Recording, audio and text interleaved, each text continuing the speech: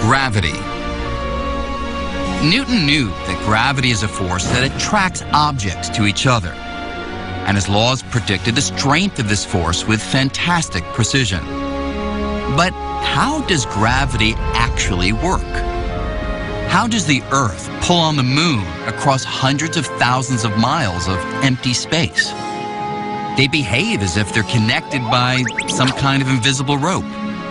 But everyone knew that wasn't true. And Newton's laws provided no explanation.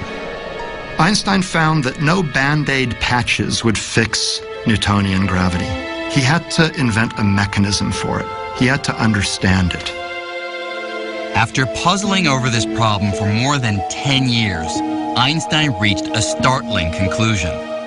The secret to gravity lay in the nature of space-time.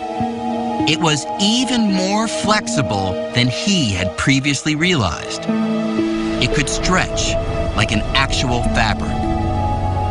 This was a truly radical break from Newton. Think of this table as space-time, and think of these balls as objects in space. Now, if space-time were nice and flat, like the surface of this table, objects would travel in straight lines. But if space is like a fabric that can stretch and bend, well, this may seem a little strange. But watch what happens if I put something heavy on the stretchy space-time fabric.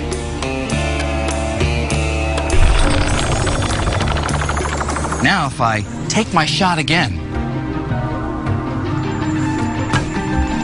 the ball travels along an indentation in the fabric that the heavier object creates. And this, Einstein realized, is how gravity actually works.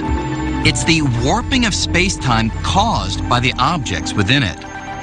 In other words, gravity is the shape of space-time itself. The moon is kept in orbit not because it's pulled to the Earth by some mysterious force, but rather because it rolls along a curve in the space-time fabric that the Earth creates. With Einstein, space became not only real, but flexible. So suddenly space had properties, suddenly space had curvature, suddenly space had a flexible kind of geometry, almost like a rubber sheet.